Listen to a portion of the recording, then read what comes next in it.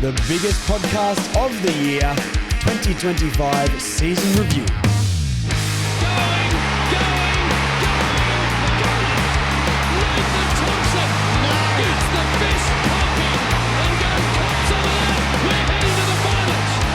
Welcome back to Further North, everybody. My favourite time of the year, review time.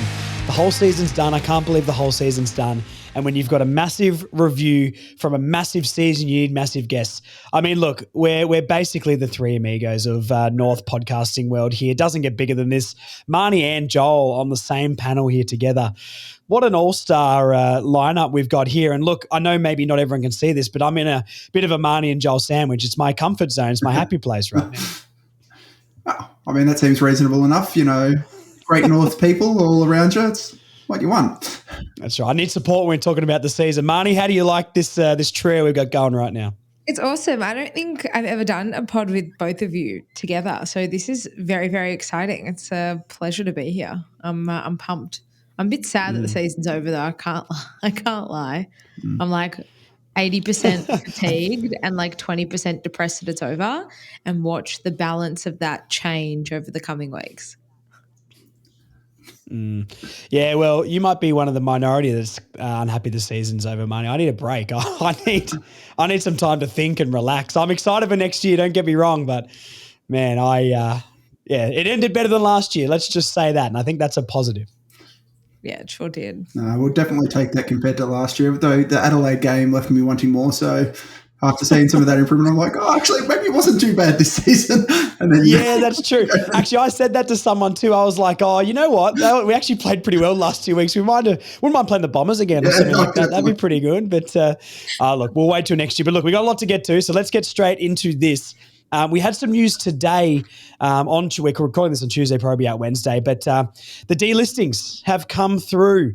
Only 4 delistings. I'm sure there's more moves to be made with spots and that sort of stuff, but let's get each of your thoughts. I'll just read out the names here. So Eddie Ford, unfortunately, one of my favourites. Callum Dawson, a handsome man. Miller Bergman and one of my favourites, Bryn Teakle, have all said, see you later, boys, and thank you for your service. Let's talk about Eddie Ford first. Joel, I get you to start here. We saw this one coming, but do you think he'll get picked up by an AFL list? He's probably the best out of the 3, you would say, but I don't know. Yeah, no, I don't think he gets picked up by another list personally. I really liked him. I think there was a lot of upside. He got injured at the wrong time this year as well. I think I've had this in my delistings probably since about midway through the year, just with the injuries and the bad timing. No one on the list overly surprised me, to be fair, at this stage. And Marnie, Callum Dawson, I think once again we sort of knew halfway through the year this is probably gonna happen. But look, he had his chances and he was serviceable, but I think it's probably the right call, even though it's harsh. He's a ripping fella. Yeah, I'm like Joel. None of the 4 names on the list today surprised me.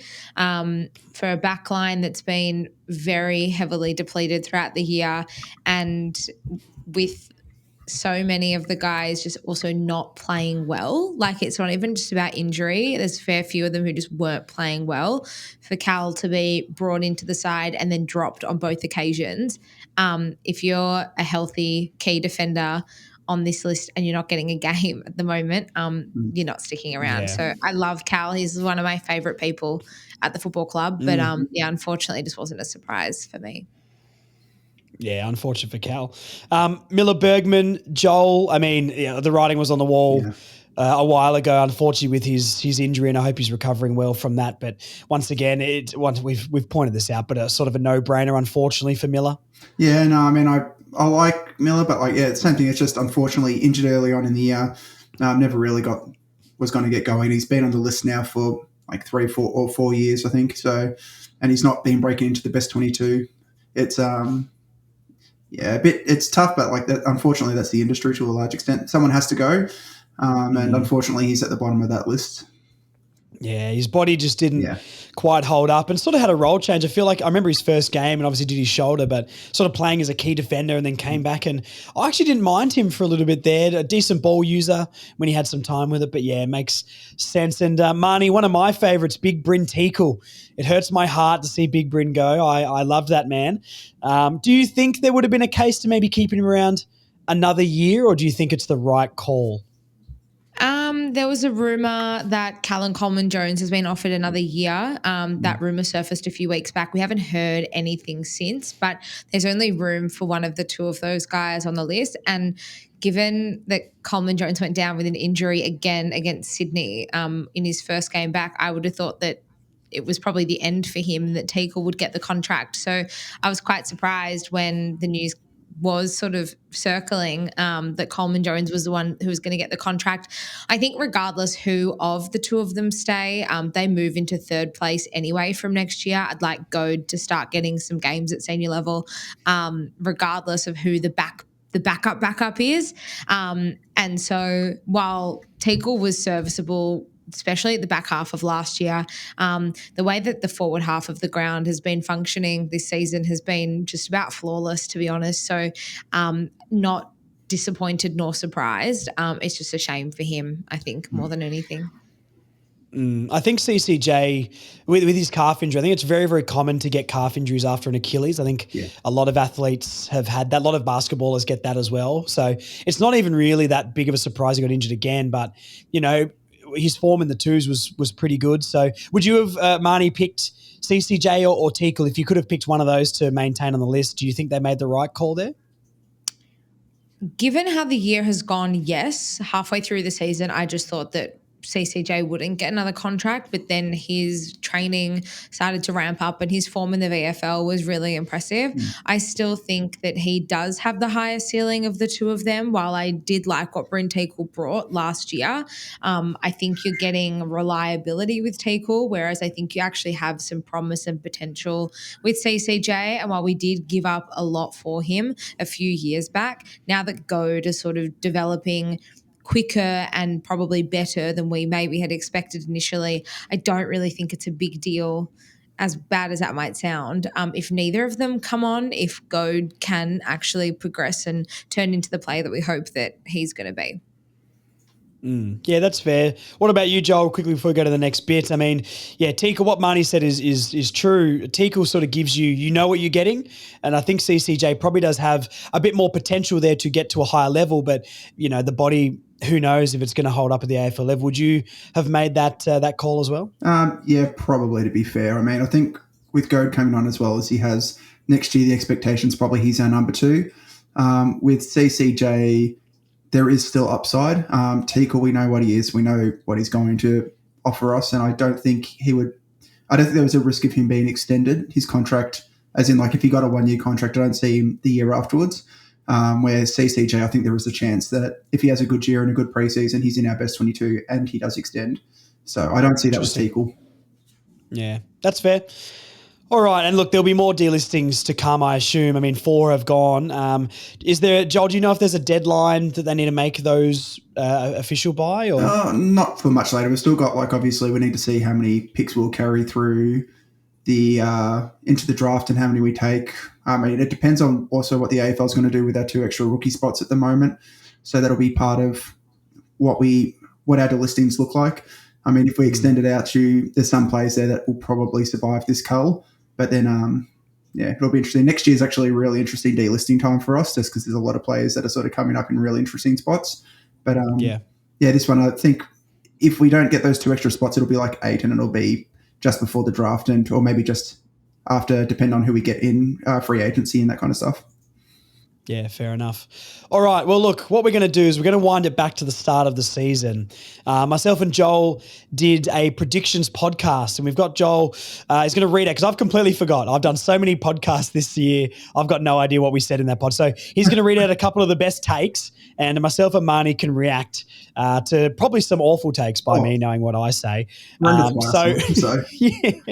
Well, look, read out a couple to us, Joel, and Marnie, feel free to butt in here and tell me that's a rubbish take, Josh. What are you doing? Do you even watch North? So hit me, Joel. What have we got? Well, I mean, like the B and F call for Josh, he didn't have Cherry in our top 5. What? Didn't I? No, he didn't. He had Cecil winning LDU, then Colby. No, he didn't have Cherry in our top 5. Hang on. Read those again. You had Cecil to win, LDU, then Colby, and Powell/Larky. I had X to win, so maybe I had something there with LDU, Shees, Daniel, and Powell. Yeah. Most improved. You actually nailed this pretty well. You had Curtis with Archer as your other one. I had Hardiman with Phillips as the other one. I was hoping for Phillips. Yeah, 1 from 2 there for us. First year we took sort of differently. I said Foss was an obvious choice, but Matlock, if he plays any game, is going to be a stellar effort for him. And he said Darling for just first in the list, which is a great take, I think. How do you take that one, Marnie? See, we were on the train early. We were on the train early. I feel like I literally started the train. I feel like I put the coals in the engine and like got it revved up. That's right. Yeah. You are conducting the Darling train. Don't worry. Oh, dear. But, this train's still going too. It's a long train ride, I tell you what. We had a bigger – what else did I have here? DELIST in risks. We had a couple of those, but the top 8 was actually fascinating that we sort of had. You had Carlton in the top 8 and GWS and Geelong as the top 2, which were not a bad call. There's not too many bad calls you had there. You had Sydney in the top 8 and you had Adelaide pretty low down, and Gold Coast out. I called Carlton and Sydney trash, which turned out not to be too bad at least. I said the same with Collingwood though, so that wasn't as accurate. There you go. I had Collingwood top 4, didn't I? You did, absolutely. Yeah. And I had Gold Coast in the 8. I had Freo in the 8, but I had the Power in the 8 as well, so less good. Wow. I didn't have a lot of faith in Geelong, which turned out to be very bad. Yeah. Death, taxes, and the Cats make top 4. I think that's that's the sort of thing we're used to. Almost like death, taxes, and Tristan Jerry gets snubbed for All Australian, which we found out today, which isn't great. But look, we won't harp too much on that because we all have the same reaction there. But I think, Marnie, that those predictions there have just confirmed you're sitting on a panel with 2 of the greatest minds of the modern era of AFL football. Absolutely. Those are some pretty good calls, guys. There were some, and there were some shockers in there. How did I not have X in the top 5? That's shocking by me. I don't know what's worse, you having X in there or Joel having you not having X or Joel you having Daniel in your top 5. I still think he'll finish top 10. Yeah. Played every game. Hey, I'm a pro Daniel guy. We'll get to this later. Don't worry about that. So anyway, look, I love doing those every single year. I think I've got to look back at the one I did with Chief as well. We did like 10 hot takes and things that we don't know if we necessarily believe, but we're going to say them anyway. So we'll go back and do those soon. But look, a massive review for the season coming up. So we've got a few questions here, and we're going to get through these for everyone. Strap in for a longer pod this time, guys. And this is pure raw North content. So Marnie, we're going to start with you. What were your expectations going into the season? And do you think we get a pass mark for the year? And then I'm going to get you to rate the season out of 10 for you. So my pass mark, quote unquote, for this season was really simple. 6 wins. That was it. So technically the season by my standard is a fail. The reason why I said 6 wins going into it, and I've said this so many times over the course of the last 12 months, but we had 3 games that we won last year and then 3 games that we said with a bit more experience, a bit more leadership, and a little bit more guidance, we should win. So that's 6 wins that we should have won last season. We won 5.5 games for the year. So it's sort of pretty simple for me. Now, I do think we've improved. We've had 2.5 more wins than we had last year. Our percentage is about 10% greater. We're currently sitting 16th out of the bottom 2, which, is very, very, very small increment up the ladder.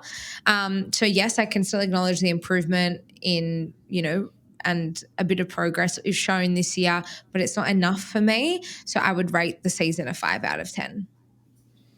Okay. Joel, give me your spiel, mate. What was your expectation and how do you rate it at the end of the season? Yeah, I mean, not that it was my expectation. My real hope was that 8 wins was really achievable.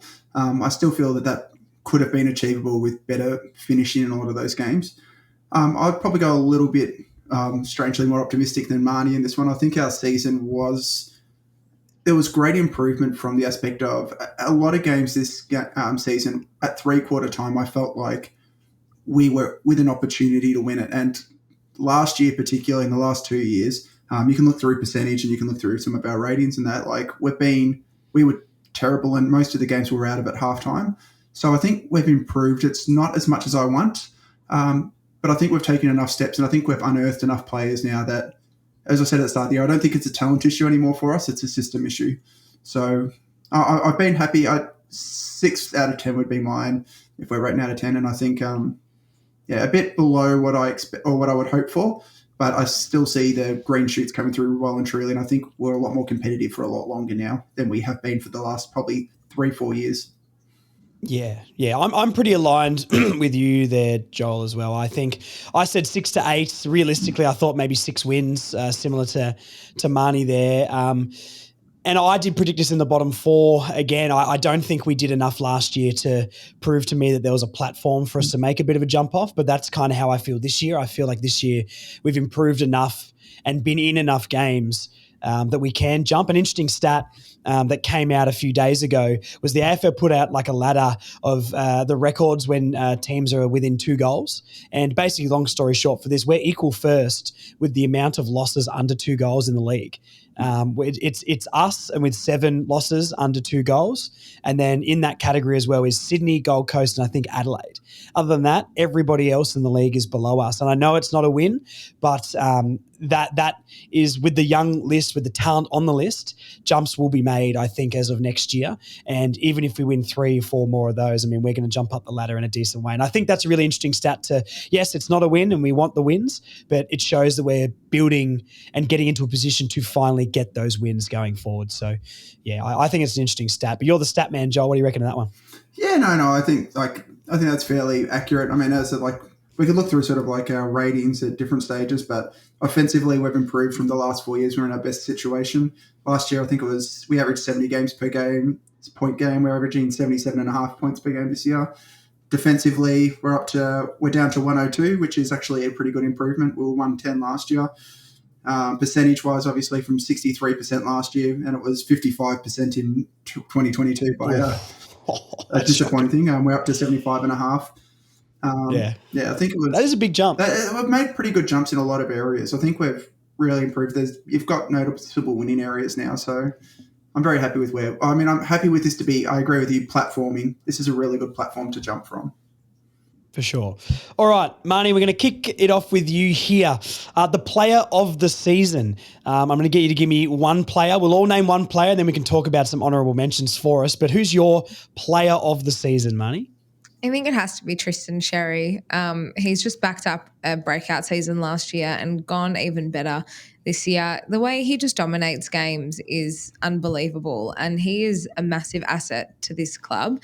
And I think his absence later in the season is just like reaffirms that for me. I think one knock that we maybe had on Tristan Sherry in the previous seasons compared to Goldie was that Goldie was able to contribute around the ground, not just with his tap work in the centre. And X has not only done that last year, but he's just gone one better this year. He's a tackling machine. His clearance work is phenomenal, but his hit outs to advantage are also excellent. Like, he's really getting the ball, not just winning it out of the centre for us, but he's actually putting it in advantageous positions. And the chemistry and the synergy that he has with our midfield is unbelievable. It's no surprise that we're one of the best clearance sides in the competition because of the work that he does along with the midfielders. So there's not much more you can really say about him. I think he should win our best and fairest. Spoiler alert. I think a lot of people are probably on the same page there. And yeah, another phenomenal season for him to be able to back up what he showed last year was so important, and a massive, massive tick for him from me. And still robbed of that All-Australian. Bloody hell. All right, Joel, your player of the season, sir. Yeah, I mean, Cherry I completely agree with. I mean, that's the slam dunk one. The other one that I'd like to mention in this space would probably be Curtis. Obviously, he missed 4 games through suspension, unfortunately for him, but ended up with an extra tackle per game, extra goal per game. His goal was to get to 40 goals per game, and I think he got to 38 in the end, or 40 goals for the season. He got to 38. If he played those extra games, he gets there easily. But like the leap he's made this year has been really, really good. Even in the games where we weren't playing as well, he was still a really viable forward target. He didn't really he had a bit of a down patch during part of the season, I thought, but after he came back from that original suspension. But there's good arguments for him to be, All-Australian small forward conversation.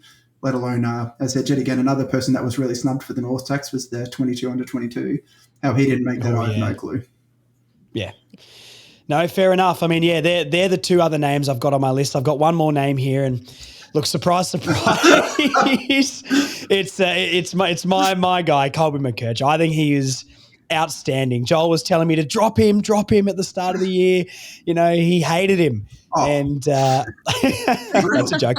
But I said, look, no, you cannot drop Colby McKercher. Look, he started the year a little bit slow and obviously had his time on half forward. But I think, up until about the Swans game, I was like, oh, geez, he's trying to find his role. I think he was really good for 3 quarters of this season. In the first quarter, maybe needed to find his feet. I mean, only second year in the league as well, so we've got to take that under account as well. But when he found himself, especially majority second half of the year, and I think he was a massive contributor even before that, geez, he was good. And he's going to storm home in our best and fairest count. I think he's if it's not going to be Tristan, I think he's probably going to be maybe the next, if not definitely top 3. And once again, we're going to get to that a little bit later on. But his back half of the year was unbelievable. I think he was our best player consistently for the back half of the year. And it's one of the reasons why when there was a little bit of dropping conversation, not just from Joel, from everybody, was he offers something so unique in this team that no one else really can. And he needs to play and needs to be in there. So he's my player of the season. But I completely agree. I had Sherry, McKercher and PC as my top 3 as well. So, 3 fantastic players. We're going to go slightly more negative here. A player who may be disappointed or underachieved this year. We'll start with you again, Marnie. Who's the player this year that underachieved for you? I've got a few names obviously here. I might say Bailey Scott. I think he's probably one of the obvious ones. I don't know what's happened to Bailey Scott over the past 24 months. The downfall has been pretty unbelievable, if I'm honest, finishing in our top 3 in our best and fairest in 2023.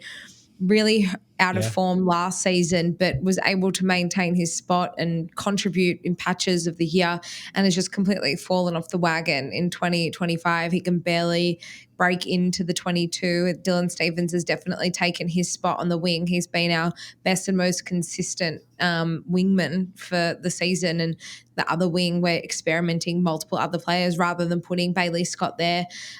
It's a shame because his run and his tank up and down that wing is so important. He's also a pretty good user of the footy, and we actually saw that against Adelaide. I thought he played quite a good game on Saturday afternoon, but it was one of a few good performances we've had from him over the season. So I think that for me has been the biggest drop-off in terms of an individual player, not just from the last season, but from 2 seasons ago to where he is now. It's barely the same player. Yeah, completely agree. Joel, which direction would you go here? Who underachieved for you? You're very correct. Bailey Scott, very, very obvious. He's actually had his lowest game total since 2020, by the way. So 2020 he played 13. He played 12 games this year. Wow. For me, there's a couple of names I had here, but the obvious one, unfortunately, is Dersma. Not that I expect him to be best 22 by the end of the year, but it just feels like, he's a bit directionless in our side at the moment. There's no real way that they're consistently playing him. There's no real, when he comes into the senior side like that, I think it was the Essendon game, he showed that really nice goal, but then I think it was the next game against maybe Carlton or something where he had the one possession to halftime and he just looked so rudderless. There's a lot of noise coming out from the club around him and around his happiness at the club and the club's happiness with him. I just really, really I'm very disappointed to have him on that list and very disappointed to be thinking him in that way. But hopefully, with a really, really big off season, we get a big turn. There's rumours obviously floating around trade time, which will be curious to see after exit meetings. But I think he stays with us. But it's just been a very, very disappointing season all around for what he can achieve versus what he's doing at the moment. Yep. And once again, they're the other 2 I've got on my list as well. They were probably my top 2. I probably put Zane number 1 for me. I expected a lot, and it's been a little bit underwhelming. Bailey Scott's an obvious one as well. Mine I'll go with is probably Griffin Logue. I think, and it's a little bit harsh because of the injuries, and I think he's still making his way back from that. And I've said multiple times on the pod, I think he can be a big contributor still in our future, but I think next year's got to be the time that he needs a massive preseason. He needs to come back in great shape, and he needs to find his role and lock down his spot, because if he's still in and out next year, I think that's going to be about it for Griffin Logue at North Melbourne. So, look, Do you have the amount of games he played, Joel, on you by any chance that you could look up quickly? Not with Griff, no. But no, with Griff, no, that's all right. I don't. I should have found that before, but I don't know. I feel like he played about half the games, or maybe it was a little bit more. But yeah, More, look, I understand the injury thing, and I will caveat that more. Yeah, okay. Look, there is the injury there, and I don't want to be too harsh on him because of that. But he did play plenty of games, and as a leader and a player we got over to make this club better in the prime of his career, I probably wanted him to show more leadership. Tailing 10 metres away from Jeremy Cameron is probably the dumbest thing in football. Even I know Jeremy Cameron's pretty good at footy, so probably be a little bit closer to that guy. And there's many things like that. Look, I think against the Tigers, he showed his value, what he can do. He's clearly got it. And he's got the ability to be a key piece in that back line. I love the thought of Dawson, Chom and Griffin Logue there one day. But unless he can find that form that we brought him over to do and he does in patches, I think I've got questions next year. But as for this year, yeah, slightly underwhelming for me and definitely wanted him to be more of a leader, especially with Aiden Core out of the team as well for a lot of the year. He's the leader down there, you know what I mean? And Pink stepped up more than him, and Chom as a younger guy, they probably did more leading than I think Griffin Logue did, and that's what we need him to do. So, yeah, I'll go Griffin Logue, even though it's a little bit harsh. All right, we'll move on to favourite game. Now, there's not many to pick from here. You can also pick one that we didn't win if you don't want to, but we played really well and it was fun. I know Marnie won't be doing that. She hates an honourable loss. But Marnie, your game of the year. Oh, I have to go round 2 against the D's. It was like an out-of-body experience. I don't think I slept for 2 days. I felt like I was on a bender, even though I wasn't on a bender. We thought we were going to be good, Marnie. We thought we were in the flag. I watched the last quarter of that game the other day, and I still can't, it doesn't feel real. It still doesn't feel real that it happened. It was unlike anything I've seen from North Melbourne for a very, very long time. An unbelievable performance. Oh, God, it was insane. And I think one that will live in the memory rent-free for most North supporters for years to come until we see something remotely similar. So, yeah, I think that's a no-brainer. I'm sure most North fans would have that one as their number one game of the year. All right, Joel, you're up, mate. What's yours? I'd probably go. I love that game as well. I've got that on my list. The other one would be, even though it was against them, I think the Tigers game, second last. Yet again, it was a game that we ran away with, a game that we, versed in a side that, they've got our pick and they're death riding us, hoping that we finish as low as possible and getting our pick and that. But then to see, our youth versus their youth and showing you that, how far we've advanced and what we're actually capable of achieving when we're working well. That was a really, compared to last year, as I said, I think we lost 100 and something points and 90 something points. And then this year, with that game was actually, it's a good way to finish the season. Yeah, I agree. I was gonna say that one as well. I was there, got to watch the Harry Sheasel show, the Cooper Trembath show, the LDU show, the Tristan Sherry show. It was a lot of shows going on all at the one time, and I got all of them for the price of one admission ticket to that's not called Blunston Arena anymore. Who cares what it's called? So yeah, that was a fantastic one. I'm going to swerve a little bit, and I'm going to go a game that we didn't win, even though I could say the Carlton one, and the first Richmond one, which we were at, Joel, which 4 points, heart in the mouth, Toby Pink time. Oh. But I'm actually going to go the Port Adelaide loss by 6 points after Good Friday. I think, and I'm only doing this for a little bit of devil's advocate and trying to swerve here to make the pod interesting. But I think the performance after one of the worst losses I've ever seen, I think it showed a lot of guts, and it showed that we're not going to give up and let that happen again, because that did spark a run of 2 months where we were very, very good. We won a bunch of games and we competed in nearly all those games for the next 2 months. And I just love that we went over to Port Adelaide before they showed how rubbish they are. It was an intimidating place to go. All the Horn Francis stuff still. We're going away to Adelaide for the third time in 6 weeks or something like that. And we put in a shift and nearly beat them. And I think that showed what this team is about and what we're going to be about. And it's more heart, it's more commitment. It's trying not to get bullied. And, we had a real opportunity then to fall back into what we did the year before and the year before that, and we didn't let it happen. And I think even though it wasn't the win, I think we really showed guts that game, and it sparked a bit of a run. And I think it put a line in the sand for the season saying, let's not let that happen again. Yes, we had a couple that were bad for the rest of the year, but absolutely nowhere near the amount that we had the year before. And we obviously got more wins. So look, to throw a span in the works and say a loss, I'll say that one is one of my favourites. All right. Not to bring up old trauma, but we have to. I think I know what everyone's is going to be here, but the worst game of the year. Marnie, I think I know what you're going to say, but let us know. Good Friday. It was like sitting there. Mine too. Yes, everybody's. 40-degree, 110% humidity under the roof. This whole week going into Good Friday, I'm like, we're dead even. We could get Carlton. It's one of the most atrocious displays I have ever seen. Like, it was just a massacre, like the Good Friday massacre. That's what we're calling it from now on. Not just on field, but like, I felt like I was at Port Arthur 30 years ago. Just sticky and hot, and oh my God, just reliving gross. it just gives me the shivers and like the heebie-jeebies. I hated it so much. Rubbish. So I think I can speak for everyone by saying that was the worst game of the year. Shocking. I'm surprised if any of us don't have that one, to be honest. I mean, spoiler alert, that's going to be mine too.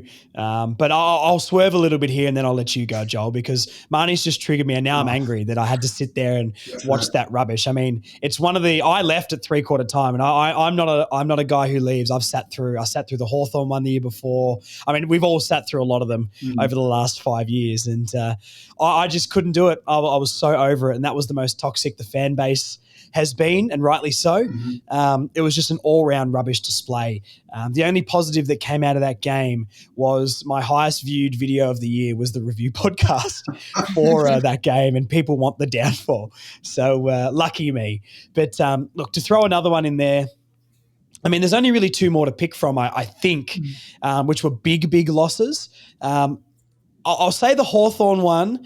The Geelong one's obviously the other one to pick from, but I think the Geelong one on paper makes sense. Maybe not by that much, and I'm not excusing the rubbish performance we put out there. But the Geelong one, we had 12 players under 50 games, I think 6 under 10, a couple of debutants or second gamers, no LD. LDU was back from concussion that week, but no Wardlaw, no Sherry, no Larkey. The Cats are always beating us by a lot. Maybe not that much, and Dangerfield eating a kebab takes the piss, but, and that was embarrassing. But, I think on paper I can see why that was going to happen. I'll say the Hawthorn one, but I predicted that one as well. It's Launceston, it's Hawthorn. I went to the last game of the year last season and saw that. I hate Hawthorn so much. I just don't get how people follow that club. Shout out to one of my best mates, Aaron Fernando. If you're somehow listening to this, I love you, mate, and you're great. But I just don't get that football club. If TikTok was a football club, if White Monster was a football club, it'd be that. And it just, yuck, I can't wait till we beat them one day. But Joel, I mean, look, have you got a spanner to throw here? Have you got a different one than the Cats one that you could spice this chat up with? I mean, I could spice up the chat that Good Friday game was obviously the absolute pits. I mean, I'm saying never leave games early.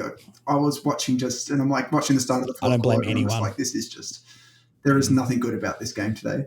I would say one thing that I might add to it was the first win against Richmond. Like, even though we won the game, like, I felt like our methodology of coming at the end, like, we didn't play out the game. We got a really early lead where we jumped them, and then I would probably say similar for, strangely enough, the Carlton win. Like, if we hadn't have had that last quarter, we looked so stellar. And then that last quarter came and we just decided to go, we're finished now, guys. We've packed it up. And then they kicked goal after goal. And we were good enough to not lose that game. But, like, it wasn't a good – like, it should have been a much better feeling after that win than it was in the second time we played Carlton. Yeah, okay. Well, look, fair enough. I swerved to a loss with Port last segment, and you've swerved to a win. Wow. I said spice it up, mate, but not Carolina Reaper hot. That's crazy stuff. All right.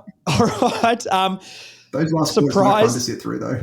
Well, yeah, for sure. Surprise player of the year. You know what? Let's reverse the order. Joel, we're going to go straight back to you on this one because Marnie steals all the good ones all the time. Joel, surprise player of the year. There's a few options actually in this one. Who did I put down at the moment? If I was going to go a surprise player, I would have to say, Trembath. I'm going to actually go with Trembath on this one. Like, out of nowhere, second in the rookie list. It wasn't on our list at the start of the year too. The last 3 games, kicking 3 goals in each game, and even in the last one, stealing one from Paul Curtis. That mark. They look the same though, apparently. Similar enough, apparently, is the answer. But except one's double the height of the other. Tom Power did steal one from Trembath earlier, so that's how I've evened it out mentally for myself. Dog. I know, he kicked it on the line, just tripped it over, and I'm like, he's 3. Come on, mate. Pull your head in. I think, it's probably the biggest surprise out of absolutely nowhere. So I'll go Trembath just based on, I thought he was a chance to play one of the last 2 games, but the performances just really actually made you question where we're going to play some other players next year, and that's made you question other people, for delistings potentially and where they sit. So I'll go Trembath. Re-signed on during the week, I think it was, which is also fantastic stuff. Absolutely fantastic. Yeah, brilliant for him. All right, Marnie, who have you got? Surprise player of the year. Has to be Toby Pink for me. Yeah, that was my other one too. Damn. I think the biggest mistake we made was dropping him after round 2. So he came in because Logue was injured. And I think he was unbelievable and he shouldn't have been dropped. And for him to come back into the side a couple of weeks later, and he's just about being our most consistent key defender all year. Last season, we kind of shuffled him around to fill holes we probably needed him to fill. And so for him to just make himself sound at home and be such a strong pillar for us in defence. One thing I really liked, he was obviously the hero in the first Richmond game, but in the second Richmond game, Tom Lynch looked to get on top of him early. And I just love the way that I know our backline and our defence as a unit has been a little bit shaky this season, but I just love the way that everyone really supported each other in that game. It obviously helped they were winning the ball pretty dominantly out of the centre of the ground, but I thought the way that we played really as a team and as a unit down back. I'm going to steal the thunder and go for a second as well while I'm at it. I think Luke McDonald as well, we need to give him some flowers for this season. He was one of our most important defenders for the year, and when he went down injured, I think it was a massive gaping hole in our backline. His best season since 2020 when he won the best and fairest, and clearly stepping down as co-captain at the start of the year was the right call for him. I've loved his season, and I think he's really, really stood up as that senior leader figure, albeit not a captain. I think he's just been able to relax and enjoy his footy, much like Zeebs did in the latter part of his career when he stepped down as captain. So I loved McDonald's season, and I can't wait to see him back out there again next year. Yeah, for sure. I think that's fair about McDonald too. He's having a fantastic season. And I think even talking to some people at the barbershop, they still, don't like him. And I'm like, did you see him play for the first half? He was so important, especially when Archer went down and we were all worried. And then he covered Archer's role and we were all going, we haven't had a small forward kick a lot of goals on us. And that's because of Elmac. And when he went down the back line, we started leaking a little bit more. So, I think that's a good shout. Well, look, you've named everyone else on my list except for one, and it's my guy, Dylan Stevens. I think he's absolutely worth a shout. Josh. Well, look, it's I'm not saying I'm the best talent scout ever, but I'm pretty bloody close because I knew I saw something last year. I said every time he gets the ball, he uses it pretty well. 9 times out of 10 will use it pretty well. He just doesn't get the ball because their only option to exit the back 50 is to bomb it to Jaden Stevenson one-on-one at half forward. Now we're actually trying to move the football, and with Daniel and McKercher and Hardiman and those players can actually move the ball off the back line. He's getting involved a lot more, and you can see it. You can see he's the first recipient of the ball off half back nearly every single time. And I don't think it's any coincidence that now he's getting the ball in his hands more. He's showing what he can do. I think he stole Bailey Scott's spot as well. There's been plenty of opportunity for Bailey Scott to play and hold down his spot, and he hasn't taken it, but Stevens has been in there all year. He's a starter. Some people have been saying he shouldn't be in the 22, but I doubt those people even watch the games. But, he's been a solid starter all year. I'm not saying he's blown the roof off or anything like that, but he's better. Our 22 is better with him in it at this point, and it will be next year as well, I think. I think he's a locked-on starter in the 22 next year, and he's only 22 few years old as well. There's more to come from him. He's a high draft pick, and he can absolutely be part of this team going forward if he makes another jump like he did this season. So I think Dylan Stephens is worth a shout because, hey, some of us picked it early. I'm going to cling on to this for the rest of my life after those hot takes. I'll cling on to that, but I'll remove myself from not putting Sherry in the top 5 of the BNF. I think we can pretend that didn't happen. All right. Moment of the season. Not a game, not a win per se, but a moment of the season. Marnie, kick us off here. I'm interested to see what you guys are going to go with because I reckon I've forgotten about a heap of them. There's only one that there's a few. I've got like 5 or 6 written down, but it wouldn't be wrong of me to not have this as my number one moment of the season, and that's Jack Darling's rundown tackle on Adam Chera against Carlton. Absolutely. Oh. Great shout. I did forget about that. Oh, awesome. That was a match. The man split his leg open in the early stages of that game, which I later found out should have been a season-ending injury. He actually played. He played against Hawthorn the following week.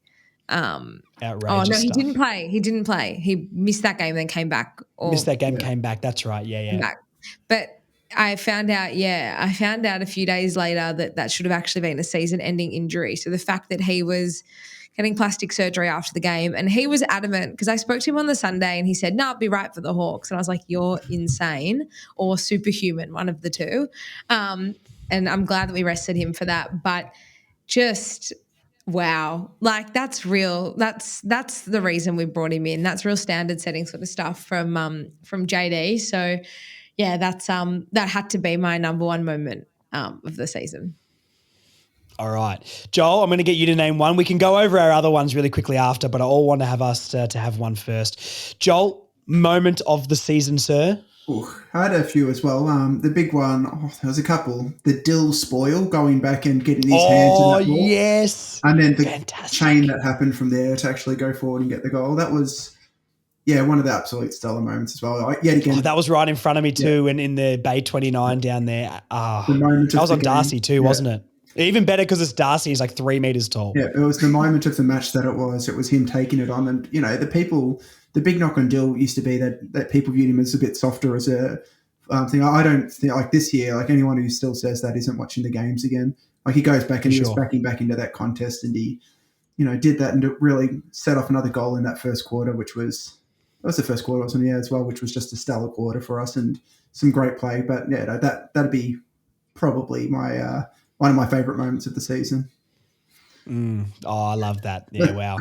I've got a couple written down here as well. I mean, being in the ground for She's getting 54 was really cool. Like, I don't know how much of it came off on the broadcast, but every time She's will touch the ball. I don't know if you guys have ever watched the soccer before when a team's up 4-0 and every time they kick the ball and make a pass, the crowd goes, hey, and they like taking the piss out of the other fans. That was kind of what it was like in the last quarter when Harry Sheezer was getting the ball. Everyone was cheering and doing that because we were so far ahead of the Tigers. That was a really, really fun moment. And then him getting mowed down on 49 touches was also an interesting moment because the whole crowd cheered and everyone stood up and clapped. And then we all just went, oh, and the whole crowd just went off completely. It was so fun. Great tackle. So look, that was a great one.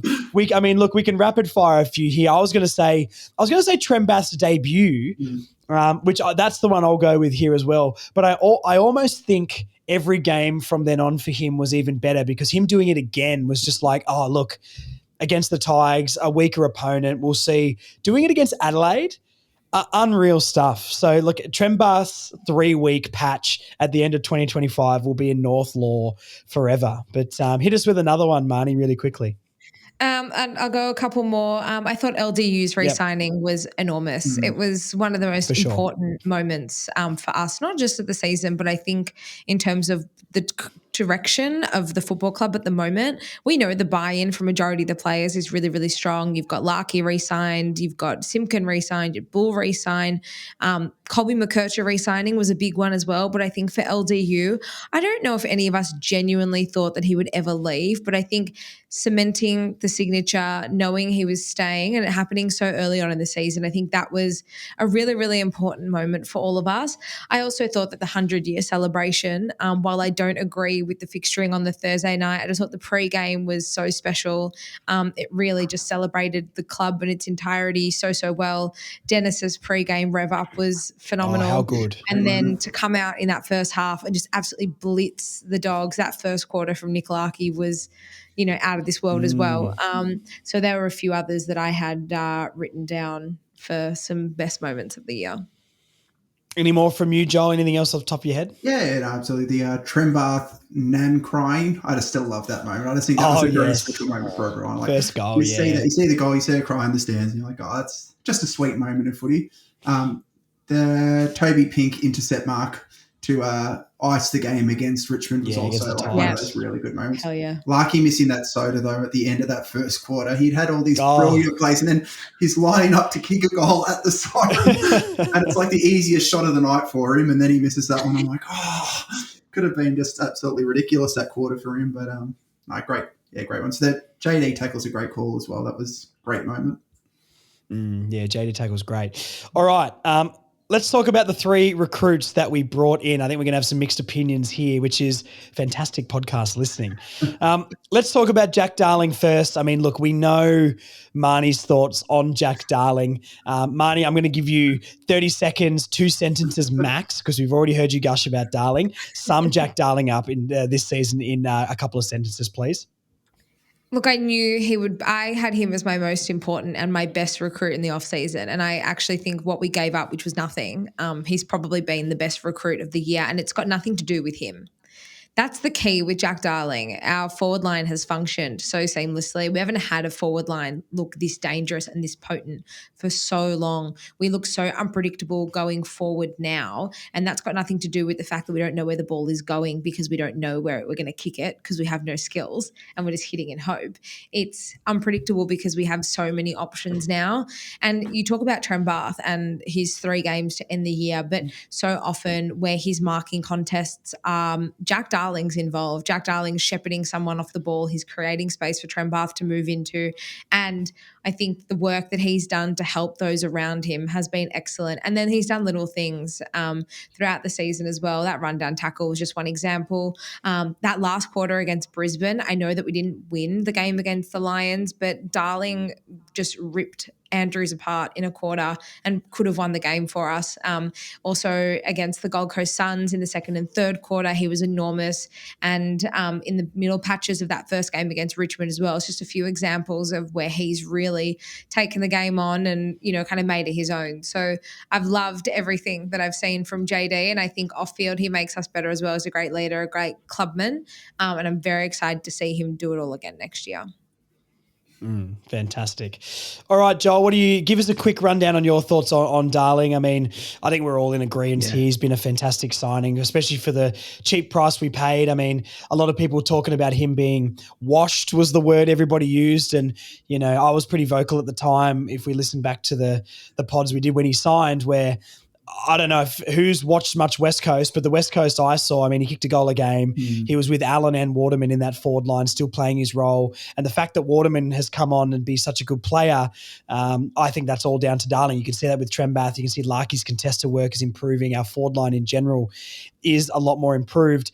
Do you put a lot of credit for him on that? And just give us a really quick rundown on your thoughts on JD. Oh, I mean, yeah, we're all in complete agreement. So I think it was funny looking at sort of like a lot of the social media commentary when we first signed him or when we were looking at him, and people are just, sort of trashing the idea. And I'm like, he's a multiple premiership winner in an extremely powerful forward line with 300 games of experience, and he's going to come into our side and show other guys what to do, how to position, how to do that. Like, Trembath is going to have learned so much. All the other, there's no surprise that Bull had a career season, Curtis had a career season. Likey, where he didn't get the numbers of his 70-goal season, I think he's been much more functional, and his around the field marking is much improved. Darling, stellar recruit, great pickup, great target. Keep him around as a coach.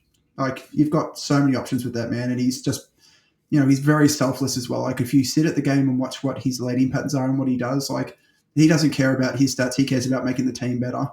And, like, yeah, I mean, getting quality people like that into your side with that much experience, you can't be wrong. And just great, perfect pickup. Yeah, for sure. Look, I might start here with Luke Parker.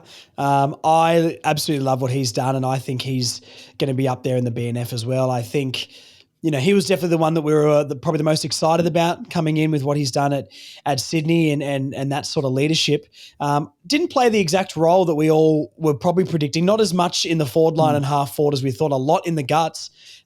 But I think he showed that he's got a real value in there for the majority of the season up until we started, the Wardlaw Sheaves or LDU3, which, tore the last few weeks apart. But, no one ever really questioned getting Luke Parker over. I think it was a great get. And I'm really excited to see with like a new midfield coach next year and Parker being around that midfield, what we can potentially do. Marnie, does that sort of mirror your thoughts? I mean, sum up Luke Parker and what he's done at the club really quickly for us. Absolutely. I think our lack of defensive blueprint in the middle of the ground has forced Parks into the role probably more than we expected. But I do hope, and we've seen him float forward at times, and, his goal kicking is unbelievable. So I do hope we're able to either acquire a bigger body defensive midfielder in the off-season or fast track Luke Urquhart's development to allow someone like Parker to push forward, because I think Jai, and we saw against Adelaide, he was awesome on the other wing. And that's actually somewhere I'd like to see him start next season. I thought it was one of the best games I've seen from Jai for the year. So we probably thought that the two of them would interchange middle and forward. But I think that maybe Jai moves to the wing and then Parks can, play that role on his own and maybe rotate with a few others in there. So, yeah, Josh, I agree with everything you said. He's been awesome for us, an incredible leader as well. And they're, at times he's sort of been the only one in the middle of the ground rallying the troops a little bit. So, great pickup, never questioned his ability, never questioned his leadership. And, yeah, it's also been a great pickup alongside JD for us, I think. Anything else to add on top of that, Joel, on Parker? Great take on Jai as well with that. Parker, like, obviously, I mean, it's the things that aren't just on the field, a couple of games, so like in the tougher moments and matches, he's the one that's stepping up and tackling harder and riling. Like, the leadership's going to be unquestionable there. My sort of take is that if we pick up a Windhager, like, that's where it'll future-proof for that, and that defensive aspect we're talking about, that's where a Windhager will come in and Parker will go a bit more forward, hopefully, in that situation. But that's the kind of thing that I'd be thinking about. Like, Parker, just stellar pickup, great pickup, extremely happy with it. And, yeah, I think we're very successful with him. All right, look, Caleb Daniel's going to divide some people. We had a lovely Caleb Daniel discussion at the cafe before the St Kilda game that we went to, which was a delicious breakfast for all of us three. What a fun time. Joel, I'm going to start with you here on Daniel. Give us a couple of minute rundown on your thoughts on his season. Obviously, I think everyone understands the positive and the negative that's come with him. What's your sort of take on it? Yeah. I won't talk about the value of the trade because I've talked about that, so I'll just talk about the individual at this stage. Yes. Hard runner, he's kicking. He's obviously taken on the hardest kick 90% of the time. I personally think, people question his defense a lot. He's obviously a bit undersized and gets outmarked, but a lot of the time he's the one rotating into that back space. I think he's getting a bit more maligned than he deserves at stages, but you would want a bit more as well at different. It's a bit of a tricky one. I can go either way with him. I think it's been a fairly successful year for him. He played every game. He's been fairly dependent at being one of the very few guys that can take on those riskier kicks out of the back line. Probably turned it over more than I would like, but yet again, he's taken on those kicks. So all in all, I'm not thrilled, not hating, ready to see next year when he's been in the system for a year longer. I'm not, I won't talk about the value of the pick though. I'm just going to stay away. He's on the list. It's what's done is done. We're talking about the player, Joel. Settle down, mate. Settle down. I can see the steam coming out of his ears through those headphones of yours. All right, Marnie, slightly different opinion from from Daniel from you? Yeah, look, it's interesting. I think overall my take on Daniel this year has been a fail. I don't think that he's overall lived up to the expectation I had on him. However, his last month was great, and I'll give him credit where credit's due. I think part of that is a bit of a change in role when Colby McKercher started taking the kick outs, and then him and Daniel sort of teed up for a bit of a 1-2 to bring the ball outside of our defensive 50, worked so much better. And I was so much happier with what Daniel was producing. I also thought that his tackling in the last few games of the year definitely lifted as well. And I feel like he played with a bit more intensity. Now, whether that's him adjusting to the side, whether it's him adjusting to the role, whether it's the team as a whole, finding some synergy and actually seeing the flow and effects of a game plan that's finally starting to entrench itself into our core and into our blueprint. So recency bias would have me actually not as disappointed with Daniel as I probably was if you had asked me this question a month ago after the Geelong game, say. However, overall, I haven't been happy with his year. If he can bring the last month of footy into next year, I think he can be a serviceable player for us, and I think he can really contribute positively to this side. But overall, it just has been underwhelming for me. But like I said, credit where credit's due. I think his last month's actually been quite good, and I've been pretty happy with the output from him. Yeah, that's fair enough. I think the last month's definitely been very, very good. I thought, and my opinion sort of remains the same of what I've said a few times on the pod, where, I think people are a little bit too harsh on him as a defensive player when he's not there to play a defensive role. And yes, he plays in the defense, but plenty of teams have those attacking runners. And yes, we've got Colby to do that as well and that sort of stuff. But, it's not his fault that he's the size he is. He's not there to play a defensive role. And I think he was quite solid when he had Archer and McDonald behind him.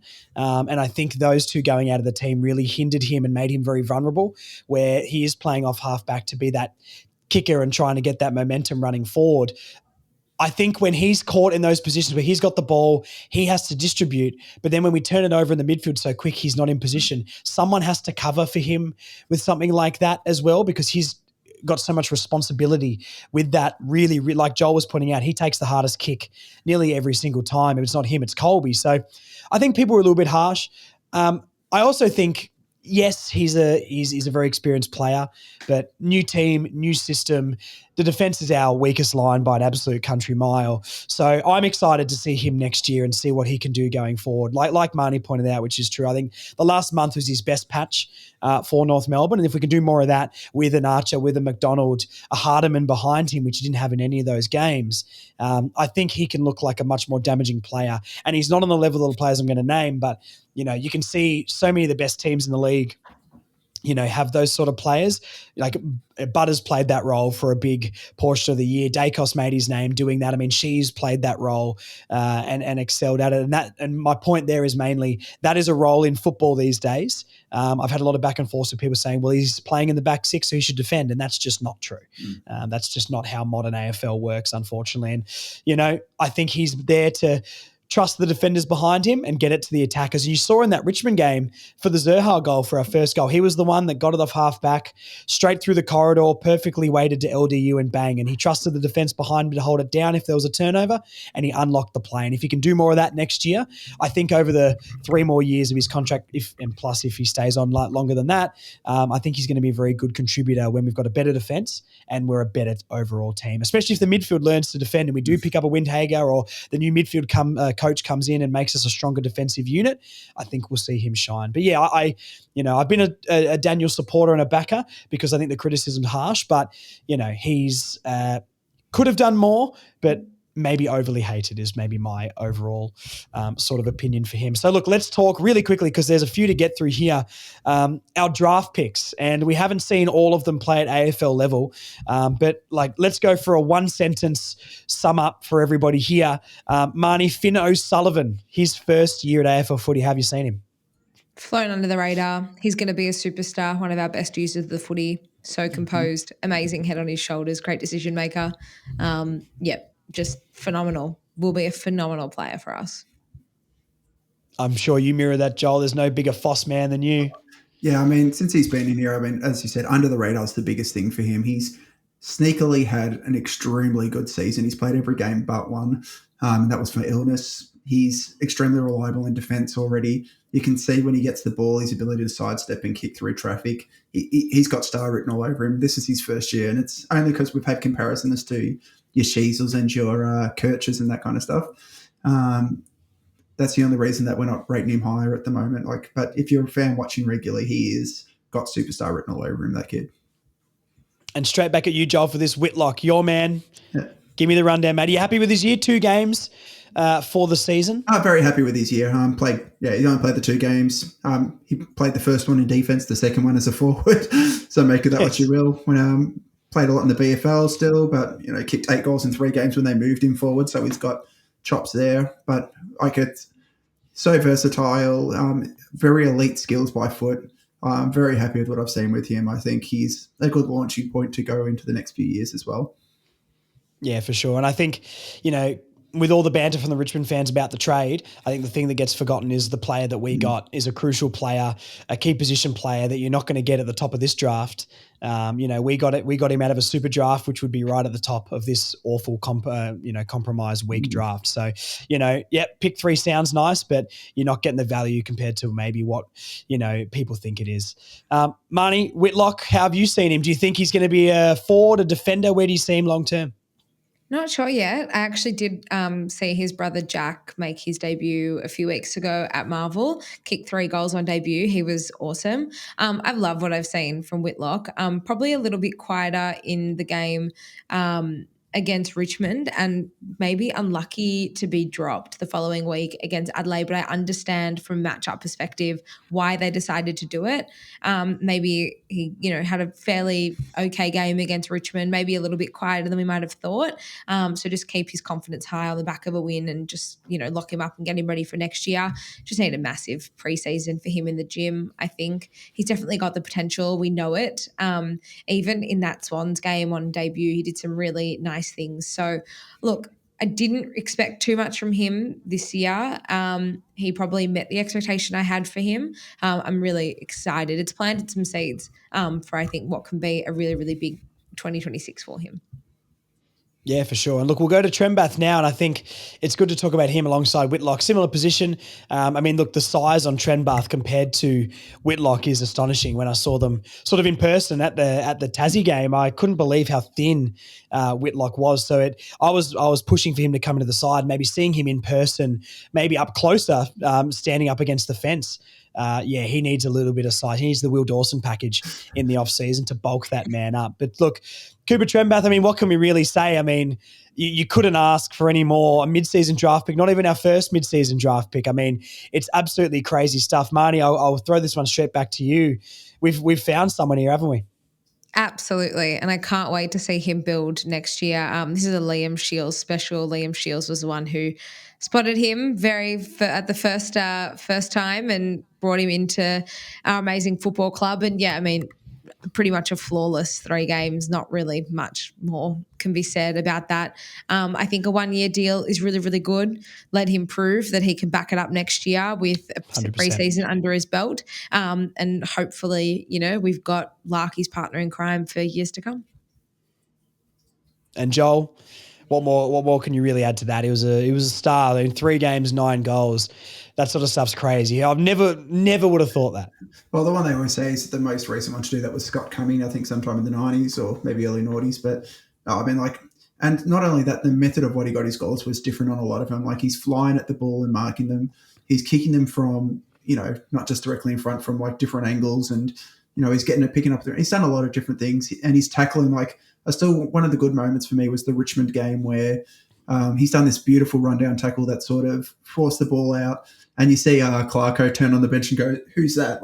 You can tell that's the kind of play that a coach absolutely loves, is that, running to the last moment. And you can see when he's turned around and said, who's that? I'm like, oh, he liked that. He liked that a lot.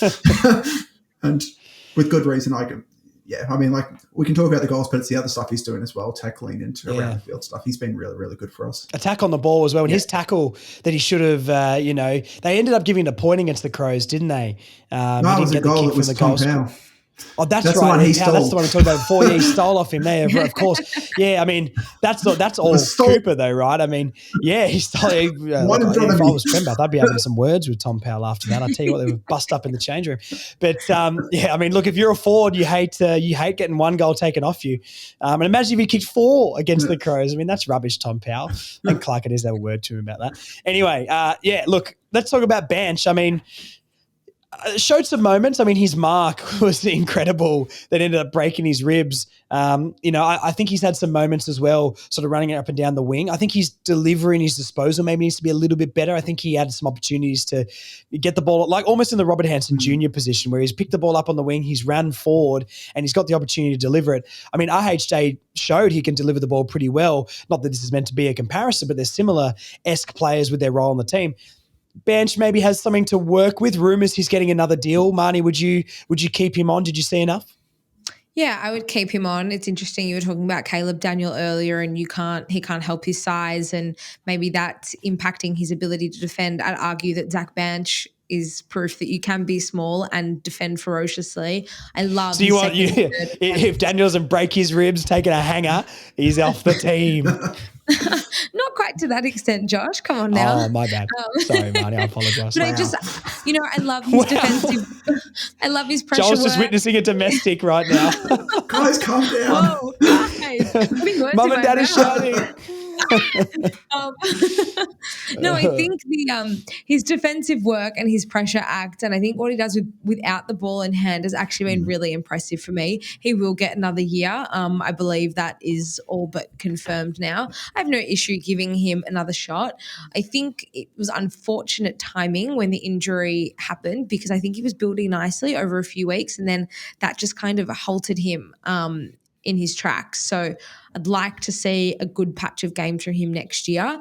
That small forward position is still wide open for someone to take. And we know that he's probably capable of filling that role. So again, get a preseason into him as well. I think he's shown enough to me to suggest that he's worth taking a punt on for a season and see how we go. Yep. And Joel, anything else to add with Banch there? You'd keep him on? Yeah, definitely. I think he I thought he would play pretty early when he came in, and I think we saw him coming pretty quickly. Pretty quick, yeah. Swans game, I think, was his debut, wasn't it? And I think the first game he didn't show as much, and then the next game he sort of stepped into it a bit more, and then he got the injury, and then they brought him straight back in for the last game. I mean, I think one fair one that we sort of missed a bit earlier as well to sort of bring up at this point was JK, was Constanti.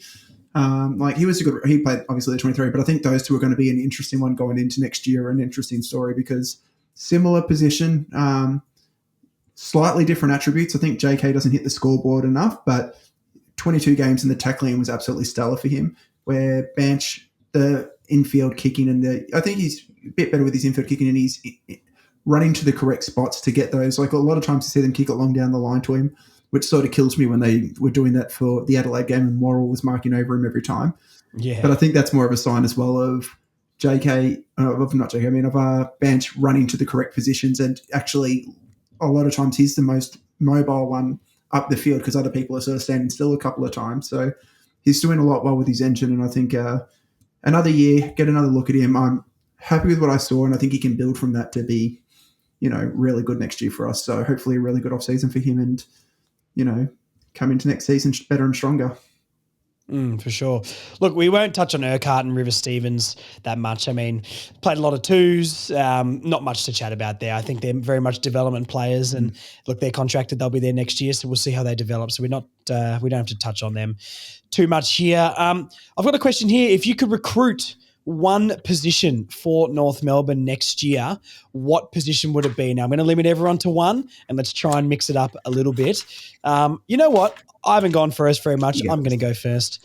I'm pulling some rank here. Small defender for me. I need some more depth in that position, obviously with Bergman going as well. McDonald, although I think he's going to be in the 22, is on the latter part of his career, maybe a couple of years left, 2-3 years left, at the club. But I need someone coming under him to, push him as well, to keep him in form. And I think that's maybe the main reason why I would like a player like that. Starcevic is perfect for me. I know there's some concussion chat chat with him. But, if we do our due diligence and make sure he's ready to go, he starts in Brisbane's team more often than not. So, that would be a perfect, probably the number one get for me in the off-season. And we'll do much more off-season stuff in different podcasts. But small defender, someone, you can't trust Archer's body as well. I love Jackson Archer and I want him to start every single week. But unfortunately, his career so far has been riddled with injury. So McDonald slightly aging, even though he's got plenty to give. Archer's body, Hardiman, I don't think he's that sort of player still. I think he's more of him and Goda are more your running halfback to give us some penetration off the half-back line. I want the guy who can play on a player, lock them down, and when they get the ball, make the right decision with the ball. I think that would be my one that can, be the cover for Archer, push McDonald, and make sure there's actual competition for that spot.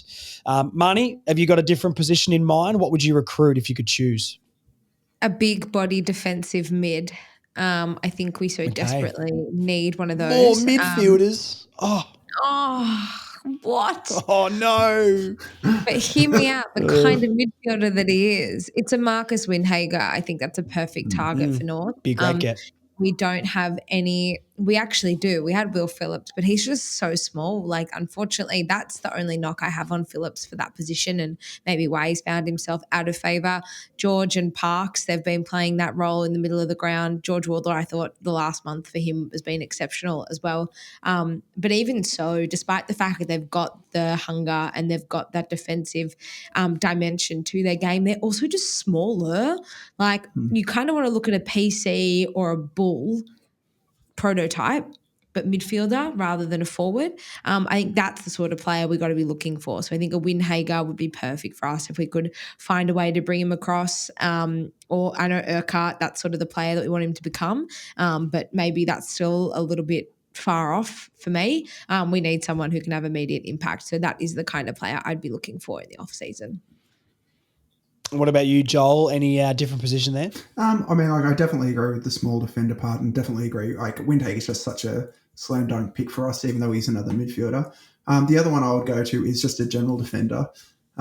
So even my concern is really Almac towards the back end. Goda's body has never been reliable, and Goda would perfectly fit into this role for me.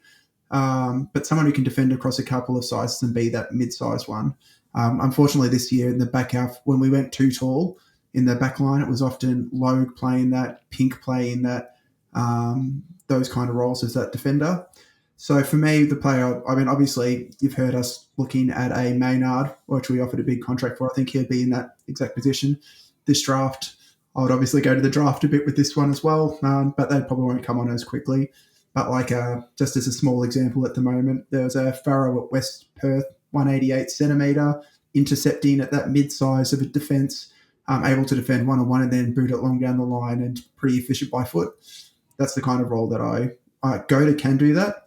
I just want we talked so much in the predictions about Goda. May I add about our hopes for him? He's got all the assets to do that for us.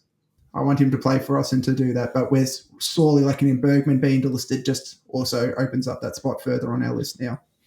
Yeah, like a Miles Bergman type you're sort of talking about. Yeah, our sort of player ideally as well. Like Miller Bergman, he was the one who he was that 180-something centimetres, high 180s, meant to defend one-on-one, but we just we really got cluster injuries in that this year.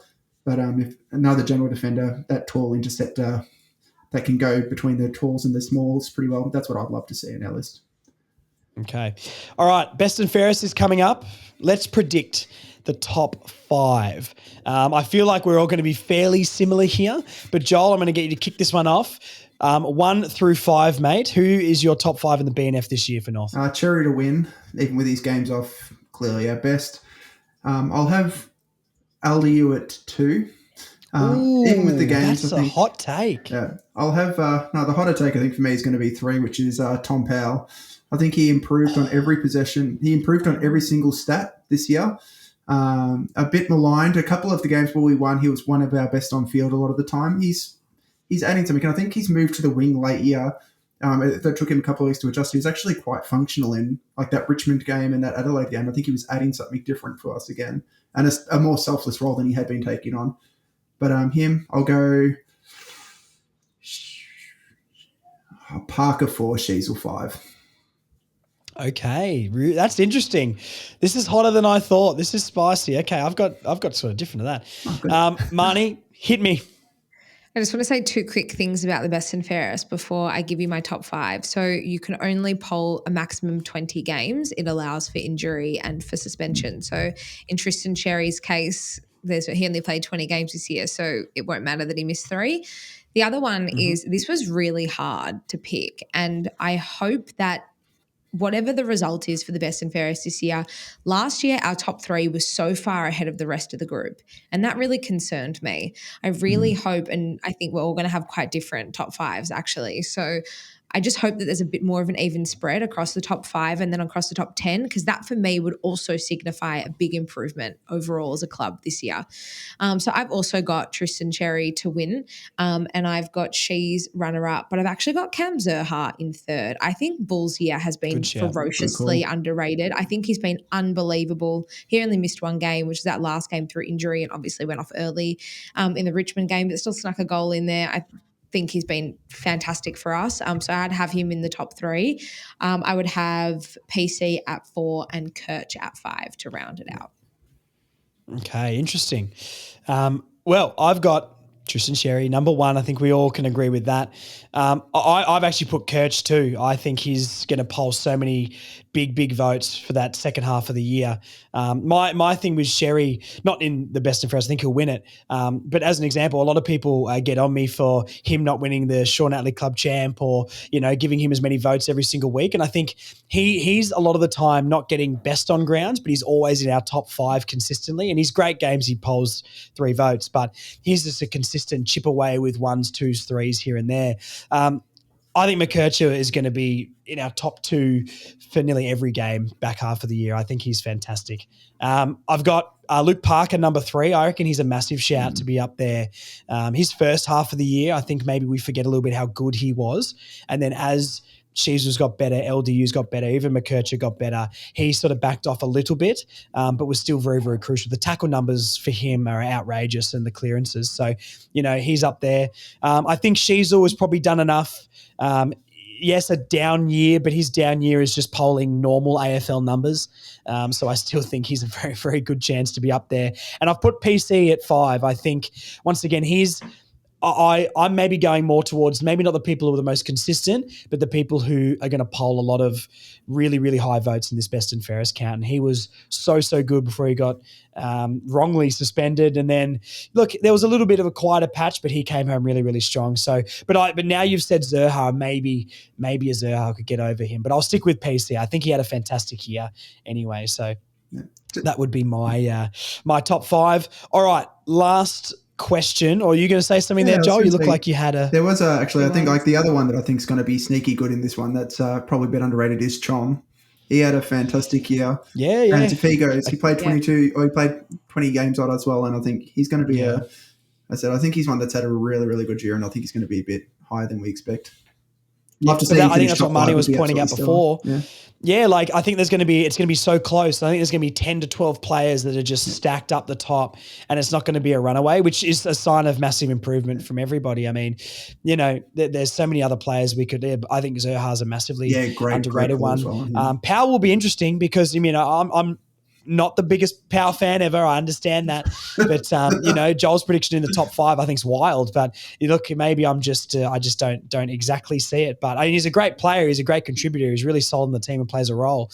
But I wonder if he will poll that high. And it's interesting because the best and fairest it feels like it's voted maybe not just from the coaches and the people within North Melbourne, right? So it's like they're seeing things we don't see as well. And that's why there can be some surprises thrown in there for the best and fairest. So look, let's go to next season. Let's do a little prediction. So what we're going to all do, where do you think we'll jump to on the ladder? An amount of wins as a pass mark. Really early predictions. Obviously, please, internet, do not hold us accountable here. There's plenty to play out. YouTube comments, I'm talking to you. Joel, prediction for next year, mate. We haven't signed Kerno and Ugelhagen and, Grundy and all that sort of stuff yet, which we will, of course. But look, right now, as it stands on Tuesday, the 28th of August, 2025, what's North Melbourne doing next year, mate? Ladder prediction, amount of wins. Tell me what you'd be happy with.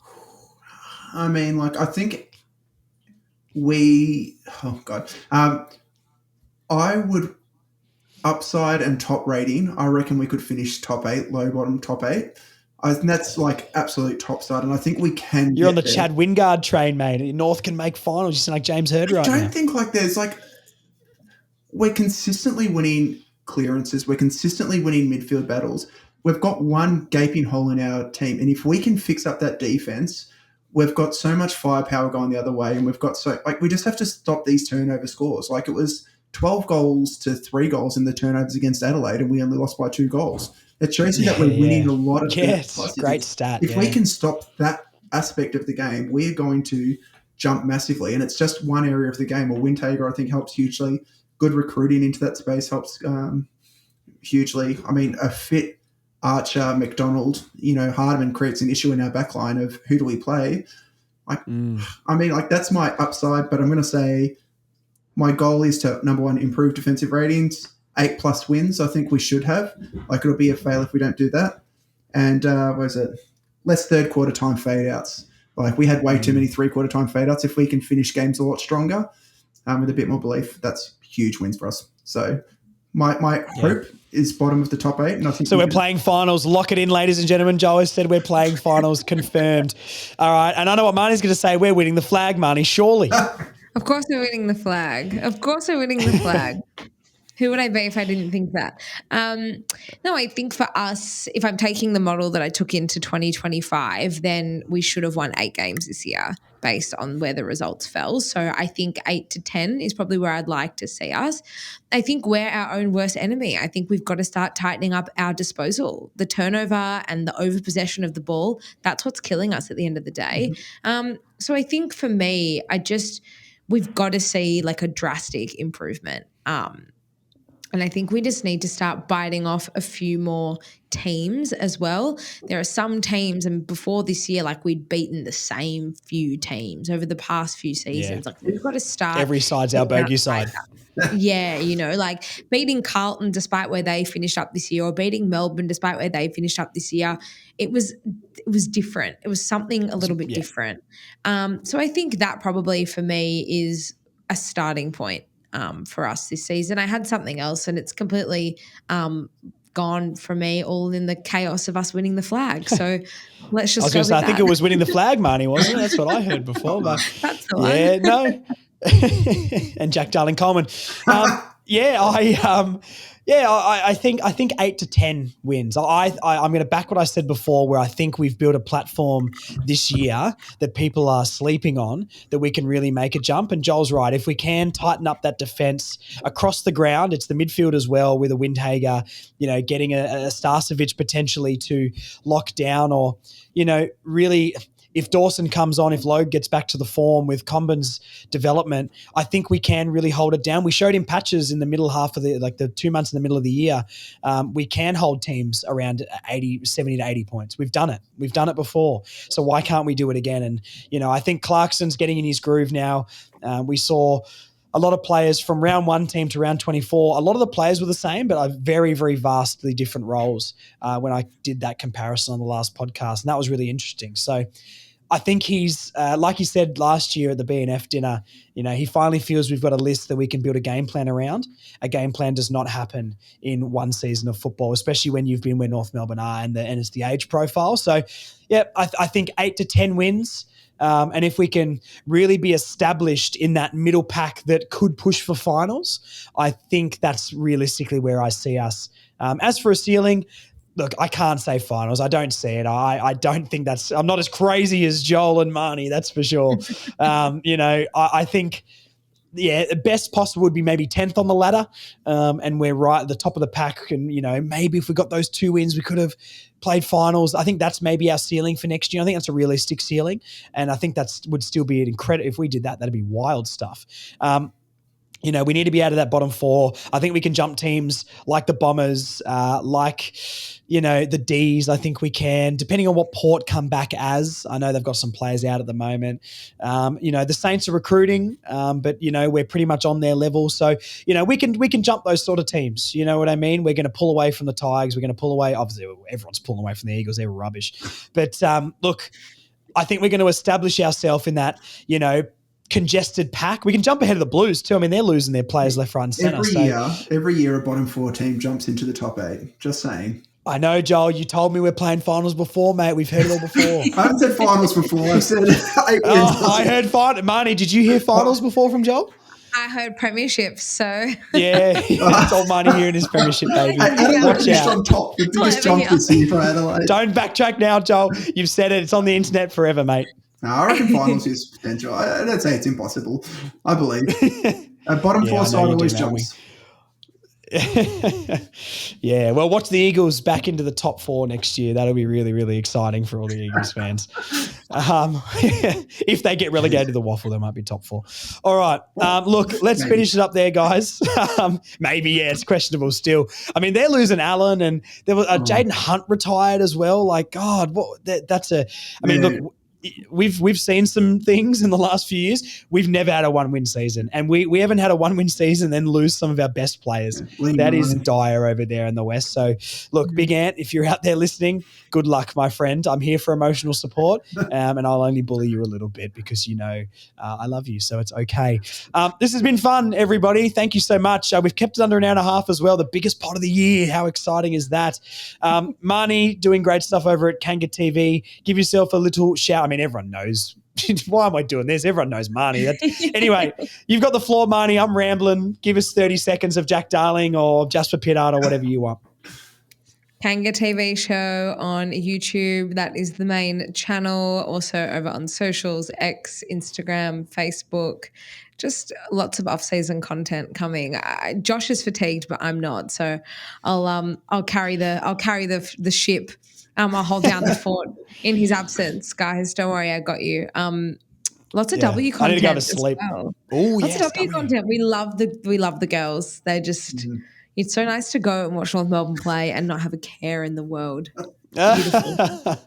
Only according to Joel, next year is going to be that for us in the AFL too. So the lid's off for Joel. It's unbelievable stuff. It's top 8, and then who's laughing now? Yeah, top 8. You heard it here first, ladies and gentlemen. Yeah, Floodie's comments. That's exciting stuff. The W for sure, Marnie. Absolutely. I mean, I've just launched the Bricky Wall Club Champ as well, which is very, very exciting. So we're doing the Sean Atlee Club Champ equivalent. Vicky Wall is my favourite footballer of all the football codes on the planet to ever exist in the entire universe, and she will remain at the top of that list forever and a day. Joel, thank you for coming on again. I mean, look, you'll be around. Marnie lied. I'll be here in the off season. I might be tired of watching North Melbourne play football, but I'm not tired of watching North Melbourne try and recruit some actual footballers. That's very, very exciting stuff. So thank you, Joel. You're going to be around a lot more though, right? Please tell me you're not leaving me. No. I'll stay. I'm still here. Definitely got the. It's my fun time of the year as well. I've been watching all the. Oh yeah, this is your time. I'm having a lot of fun. Yeah, Joel's absolutely. time to shine, baby. That's right. I mean, I'm going to be the guest on Joel's podcast on Further North from now on for this off season. I'm really just, I'm here to do the editing for him. He's the one to do all the speaking. He knows what he's talking about, and I'm just here for the ride. So, hey, look, it is what it is. Thank you, guys. We have to do this again, obviously. I'm sure we'll catch up at a W game very, very soon. I think not next week, the week after. We're back at Arden Street against the Pies. So get down there. Everyone on YouTube, if you've listened to the end, geez, what are you doing? Get a life. But this has been a fun time. Subscribe. I'm joking, everybody. We've known each other long enough. Subscribe on YouTube, like, comment, tell us what we got right, tell us what we got wrong. Be respectful, please. Don't be mean. We're all really, really friendly. And, if you see us at the W, come and say hi. Back-to-back, Vicky Wall, 3 goals. You know who was really, really good in the last W game that I can't pronounce her name? Blathan Bogue or Bogue. Number 10, she was unbelievable. She might be my next favourite player, apart from Tess Craven as well. Tess is my best friend, and we'll be besties forever. But she was unbelievable in that game, so I'm really excited to watch her. You can see all the Irish girls come in and bounce it like the Gaelic football as well, and they're just throwing it on the ground like this. But she did a couple of things. Mm-hmm. It is raw. I mean, she did a couple of things in that game where she took a bunch of players on and could have kicked like AFLW goal of the century, but got mowed down because she forgot that there was more people that could tackle her. But if she nailed that goal, it would have been unbelievable. So I have to learn how to pronounce her name properly, but Blathen Boge. I'm going to learn your name, and I'm going to be your number one fan. You heard it here first. All right, stop me waffling. Take it off me. See you guys. We'll talk to you all again soon. Go North. Okay. Bye.